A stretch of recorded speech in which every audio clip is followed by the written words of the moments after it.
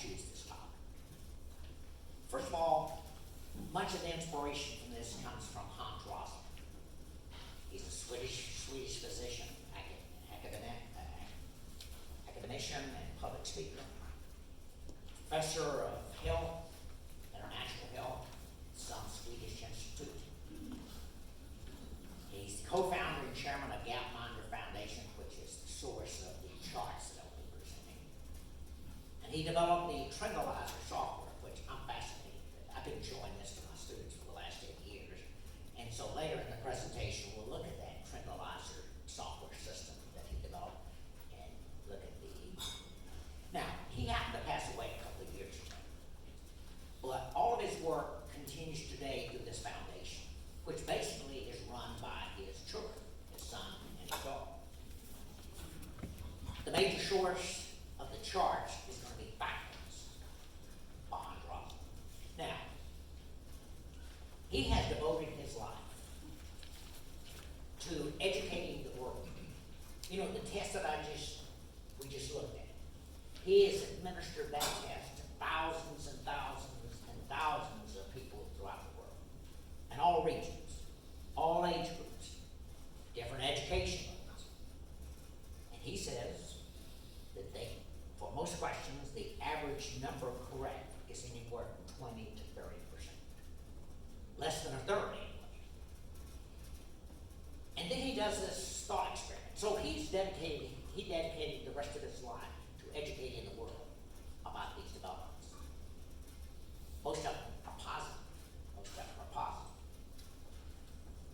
And so he does this thought experiment. He says, you know, if I ask this question to a chimpanzee, and so he had a chimpanzee and he would ask the question, and he would randomly place 3 bananas, labeled A, B, and C in random order. And so chimpanzee would pick banana. And as you would expect through random sampling, you should get about a third of the questions correct. I'm happy to say that I did better than a chimp, but I failed. I made less than 50% the first time I took this anyway. And I'm an economist who studies these things. But I didn't feel so bad about that because he said when he administered this test to a group of his fellow Nobel laureates, they didn't do any better than less educated people. So I'm just curious, how many of you did better than a chimp would do on this? You did? Well, good. I did too, but just barely. But anyway, I think it's important, consequently, to look at all these positive developments. You know, first of all, why am I using material from Gapminder and from Hans Rosling and not the other? Very simple reason. This foundation is a nonprofit and they provide all this material free. What's the main thesis? Things are better than you think. Life expectancy continues to rise. Child mortality continues to fall. Now we're talking trend-wise over a long pool of history. Fertility rates are falling, allowing women their full development potential. GDP growth has accelerated. You know, he's not an economist, so he used developed countries. Actually, economists use advanced and developing countries. So he's talking about developing countries. We expect GDP to increase like it has in the United States. On average, we grow about 2% a year the last 150 years. That's been the trend.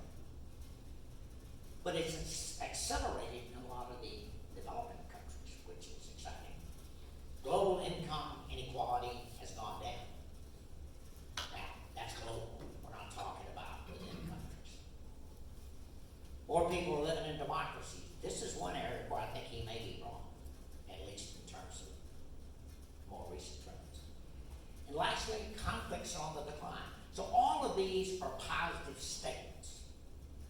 When Randy first approached me about making this presentation, I thought, well, sure. What I thought I would do is I had just written 8 front page pieces for the Times Record News from March through June. And as you might expect, they probably had something to do with the coronavirus and its impact on the local economy. And the more I started thinking about those, you know, they're all negative. In one article, we talked about the fact that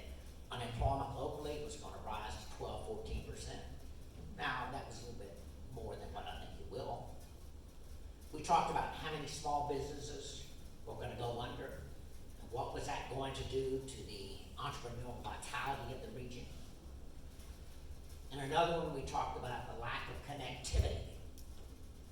Over 20% of Wichitans don't have access to the internet, which in today's world with online education, with Zoom meetings and things of this sort, that can be devastating.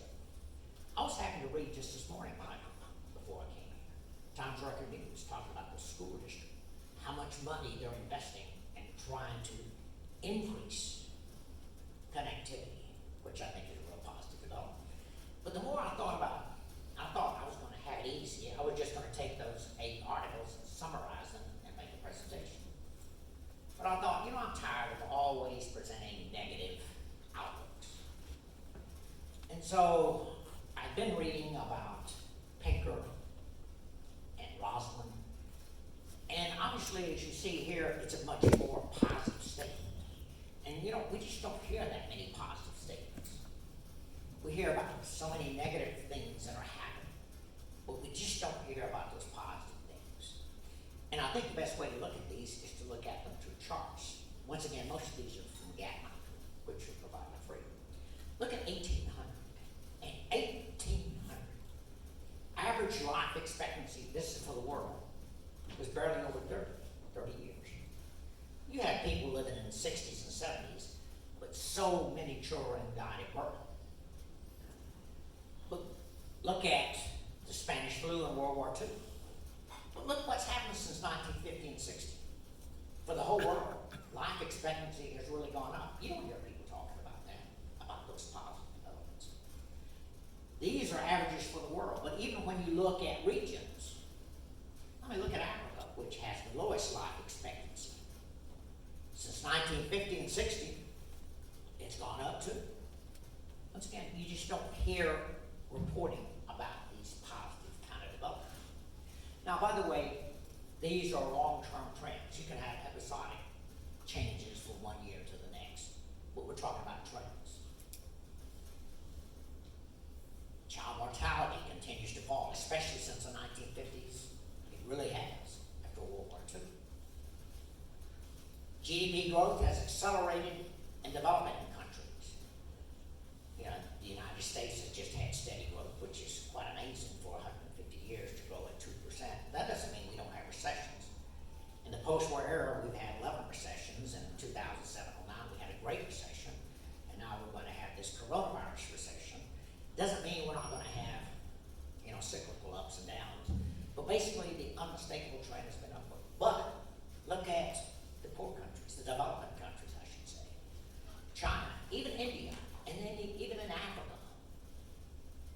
GDP growth per capita, by the way, has been going up. If you look at China's economy and the U.S. economy, they're pretty close to equal today.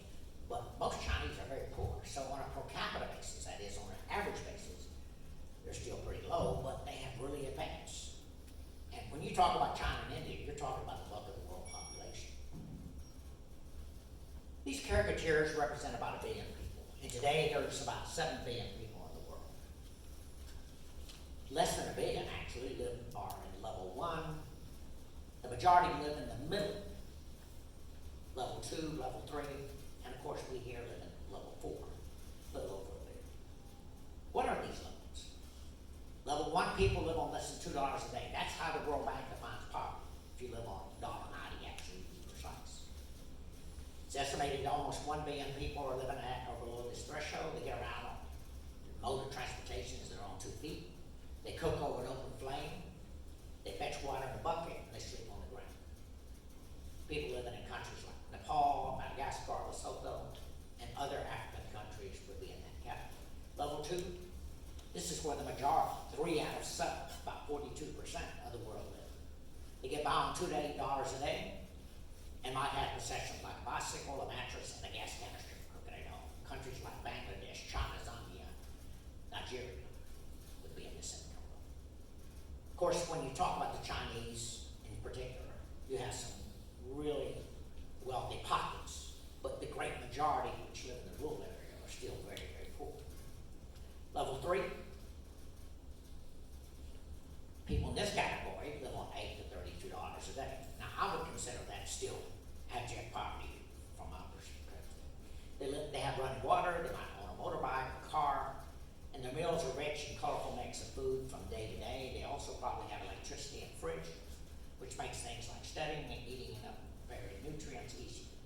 countries like Egypt, Palestine, the Philippines, Rwanda, and many countries in South America and Latin America. Even though most of them are actually, in terms of averages, are in level 4. Roughly about 1 billion people, actually more than 1 billion. They make over $32 a day, have things like running water, have a vehicle in the driveway, have plenty of nutrients on their plate, and likely have a chance to finish 12 years of school or more. Just about everybody live in the US, Mexico, South Africa, Sweden, South Korea, and most of Europe. Mexico is kind of interesting there, but you go to Mexico, when we used to have a program there, most everybody had a car. They have a home, they have refrigerators. Now you have pockets like Chiapas and South Mexico that are abjectly poor. Global income inequality has gone down. Look at 1800. Look at that international poverty line, which is $2. It's like precisely $1 now. That's how the World Bank defines poverty. If you live on less than $1.90 a day. Over 85% of the world, and it didn't matter what region. Asia, Europe, Africa, North and South America. In 1800, the great majority of the population lived what we call poverty today. I'm going to skip 1875 and go up to a more recent year. But before we do this, let me just say this. Remember, he's talking about global income inequality. That doesn't mean anything about what happens within the country. You know, just in this time of coronavirus, 600 richest people in the U.S., 600 billionaires, their income has gone up by 700 billion in these 3 months. That's based on Forbes. And at the same time, 50 million people have lost their job, 32 million currently are unemployed. So when we go back and look at this, global income inequality has gone down, yes. But within countries, not necessarily so. Extreme poverty level, that is those in level 1. Look at 1800. From that chart, the great majority of the population, 85%, live then what we call extreme poverty, less than $2 a day. In 1966, half of the world lived in level 1. I started reading economics at that time. I know that makes me ancient, but my whole focus on economics, I'm going to go into economics after reading The Great Descent, things of this sort, like how much poverty there was in the world, thinking I could do something about it. At this stage of my life, I worry about where I can do something about my own income. But anyway, look what happened since 1966. Less than 10% of the world today live below the poverty line, is defined by the World Bank. That's an incredible record there. That's incredible. And these aren't things you hear about. You don't hear about these things. So look at 2015 as compared to 1800. Going back to 1800, remember that international poverty line, by the way, on the horizontal axis you have income per day. On the vertical axis you have density, the percent of people. So in 2015, about 1 billion people, less than 1 billion people, lived below level 1. But remember, back in 1800, the great majority of the population lived below that international poverty. So yes, that's quite a record of achievement. Conflicts on the decline. The percentage of years in which great powers fought one another has really gone down. You know, you hear people talk about how violent things are, and anytime one person gets killed, it's too violent. But really, we live in a tame world today, relatively speaking. You know, the book by Steven Pinker, The Better Angel of Our Nature. He has chart after chart after chart for Western Europe, for America, where violence hasn't gone up. Violence, the long-term trend, has been going down. Different aspects of violence that he talks about. Anybody who talks about how violent things are today don't understand history. You know, World War II was pretty bloody. And in terms of absolute numbers, probably more people were killed. But as a percent of the population, 2.2%. history, and I read the history, but I was shocked. I did a little bit more research in terms of, like, say, the Mongolian conquest of 1200s and 1300s. You talk about brutality. Gee, it's incredible. It's incredible. It's frightening when you read about what they have. I mean, the lack of concern for humanity. That doesn't mean that everybody's perfect today. I was just watching last night a thing on prison systems and talking about the Aryan race and the violence that exists in these prisons. It's quite extraordinary. But still, overall, civilization today is very, very tame. And you go back to the 8th century, under the Shan Revolt in China. Over 1/6 of the world population perished.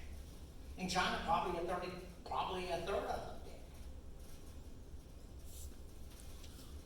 When we look at the world today, we don't have this perspective of history. You know, just go to Google, type in things like this, and you'll be shocked at the brutality. You'll be shocked at the lack of humanity. There's still a lot of that today. But goodness, it's not anything like what it was in history.